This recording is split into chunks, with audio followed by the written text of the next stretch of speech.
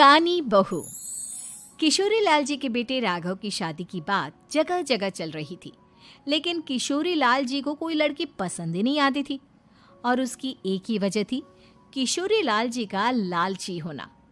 उनको लड़की वालों से मोटा दहेज चाहिए था और इसी चक्कर में एक दिन वो एक बहुत पैसे वाले के घर अपने बेटे का रिश्ता लेकर पहुंचे। उस आदमी का नाम था ओम प्रकाश। देखिए किशोरी लाल जी, मेरी एक ही बेटी है और मेरी सारी संपत्ति जायदाद सब कुछ मेरी बेटी नैना का ही है। पापा, नाम से लगता है बहुत खूबसूरत होगी। कितना अच्छा नाम है ना, नैना। ओ, वैसे बात तो सही है आपकी। अब इतना पैसा है, जमीन जायदाद है, इकलौती बेटी, आप भी क्या करेंगे? सब कुछ उसे ही देंगे ना। बिल्कुल ठीक पहचाना आपने। बस बेटी की शादी और सारी जायदाद उसके नाम। पापा, बिना देखे हाँ कर दीजिए ना। इतना अच्छा रिश्ता फिर कहाँ मिलेगा? माला माल हो जाएंगे हम। मैं अपनी बेटी को बुलाता हूँ। अरे नहीं नहीं नहीं नहीं, आपकी बेटी का नाम नैना है, सुनकर ही लगता है बहुत सुंदर होगी। रहने दीजिए अंकल, मैं तो आपकी बेटी के नाम से ही इतना खुश हो गया हूँ कि उसे बिना देखे शादी करने को तैयार हूँ। अब तो मैं उसका चेहरा सीधे शादी के बाद ही देखूंगा। और इस तरह राघव नैना का चेहरा नहीं देखता और उससे शादी कर लेता है। शादी के बाद अपनी सुहाग रात पर जब राघव नैना का घूंघट उठाकर देखता है तो नैना की आंखें बंद थी। कितने खूबसूरत हो तुम नैना, जरा अपनी आंखें खोलकर मेरी तरफ देखो तो सही।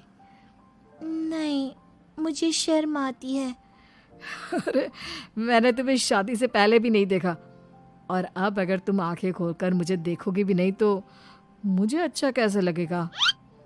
इससे पहले कि नैना अपनी आंखें खोलकर राघव की तरफ देखती, अचानक से लाइट चली गई और राघव नैना को पूरी तरह से देख भी नहीं पाया।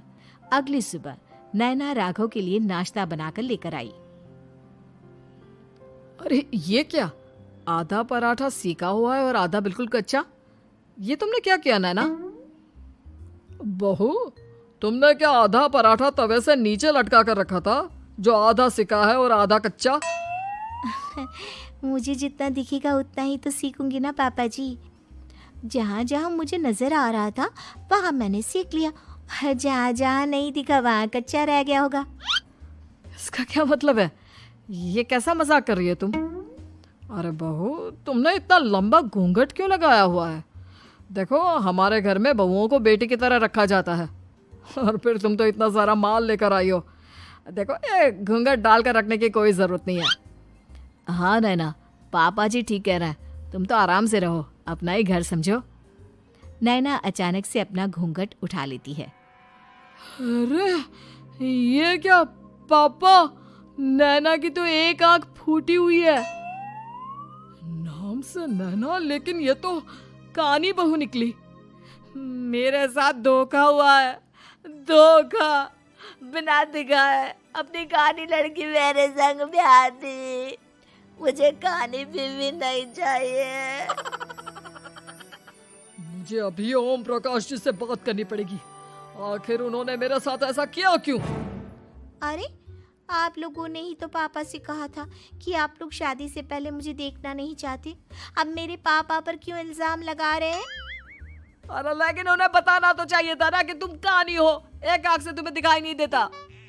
किशोरी लाल और राघव नाराज होकर ओम प्रकाश को अपने घर बुलाते हैं। पापा जी, ये आपने क्या किया? शादी से पहले बताया क्यों नहीं कि नैना की आंखों में परेशानी है? अरे, आप ही ने तो लड़की देखने से मना कर दिया था। और लेकिन आप बता तो सकते थे। आपको तो हमारी बेटी की प्रॉपर्टी चाहिए थी, वो भी पूरी की पूरी। अब क्या हुआ अगर उसे आधा दिखाई देता है?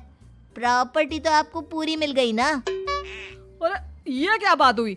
मेरी शादी प्रॉपर्टी से नहीं, आपकी बेटी से हुई है। अब ये तो पहले सोचना चाहिए था, तब तो मेरी प्रॉपर्टी देखकर तुम्हारी जुबान लप लपा रही थी। लेकिन मैं कानी लड़की को अपनी बीवी बनाकर नहीं रख सकता। पापा, कुछ करिए ना आप। हाँ, करता हूँ। देखिए ओम प्रकाश जी, आप हमारे साथ ऐसा नहीं कर सकते। और तुम देखो, अगर तुमने मेरी बेटी से शादी तोड़ी ना, तो जो भी प्रॉपर्टी मैंने तुम्हें दी है वो तो पूरी की पूरी वापस ले ही लूँगा, और आधी प्रॉपर्टी तुम्हारी भी लूँगा। अरे मेरी आधी प्रॉपर्टी भला क्यों लेंगे आप? इसलिए क्योंकि मेरी बेटी को आधा नजर आता है और उसकी नज़र अभी तक तुम्हारी आधी जायदाद पर ही पड़ी है। अब तुम उसे घर से निकालोगे तो कुछ तो लेकर जाएगी ना। और अगर हम आपकी बेटी को अपने घर की बहू बना कर रखे तो? तो तुम्हारी पूरी प्रॉपर्टी तुम्हारी ही रहेगी, और जो मैंने तुम्हें दिया है ना, उसमें से बस मैं आधा लेकर जाऊंगा। अरे लेकिन अब आप अपनी दी हुई प्रॉपर्टी में से आधी वापस क्यों लेकर जाएंगे? अगर मैं आपकी बेटी को अपनी पत्नी बनाकर रखने को तैयार हूं तो? इसलिए ताकि भविष्य में अगर तुम मेरी बेटी को धोखा दो तो उसके पास कुछ तो रहे जो पति का हो। वैसे मेरे पास तो बहुत कुछ है, लेकिन अपने पति की कोई निशानी तो उसके पास होनी चाहिए ना। अब अगर तुमने मेरी बेटी को कहानी कहा तो तुम्हें प्रॉपर्टी भी कहानी ही मिलेगी, पूरी नहीं। जमाए राजा। किशोरी लाल और राघव समझ चुके थे कि वो बुरी तरह फंस चुके हैं और अब उनके पास वहां से निकलने का कोई चारा नहीं है। अब समझ में आया ना, लालच बुरी बला होती है। एक तो तुम्हें प्रॉपर्टी मिली, ऊपर से बीवी मिली, उसमें तुम्हें नखरे भी दिखाने हैं। आए बड़े, चुपचाप बैठो दोनों। कुछ दिनों के बाद नैना राघव की कार लेकर बाजार घूमने निकलती है और जब कार लेकर वापस आती है, ये क्या? एक तरफ से मेरी गाड़ी पूरी खराब हो चुकी है। लगता है तुमने मेरी गाड़ी को किसी दूसरी गाड़ी के साथ एक्सीडेंट किया है। अरे अरे कितना बड़ा नुकसान कर दिया तुमने बहू। वो क्या है ना पापा जी, मुझे एक आंख से दिखाई नहीं दे रहा था, सामने से गाड़ी आ रही थी।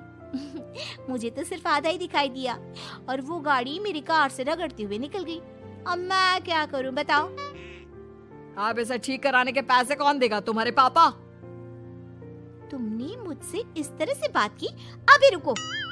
नैना राघव की शिकायत ओम प्रकाश को कर देती है। देखो राघव, अब जो मेरी आधी प्रॉपर्टी तुम्हारे पास थी ना, उसमें से आधी और मैं लेकर जाऊंगा, क्योंकि तुमने मेरी बेटी को डांटा। अरे नहीं नहीं पापा जी, गलती हो गई, माफ कर दो। गलती की तो कोई गुंजाइश ही नहीं। अगली बार मेरी बेटी को डांटा तो बची हुई आधी में से आधी और ले जाऊंगा। लालच के चक्कर में हम दोनों ने बहुत बड़ी गलती कर दी बेटा। एक तो तुम्हें कानी बहू मिली और ऊपर से जो माल मिला वो भी काना। इस तरह राघव की हर एक गलती पर ओम प्रकाश उसकी प्रॉपर्टी का आधा आधा हिस्सा लेकर अपना सारा माल वापस ले गया और राघव को कानी बीवी से काम चलाना पड़ा। भाई लालच वाकई में बुरी बला है।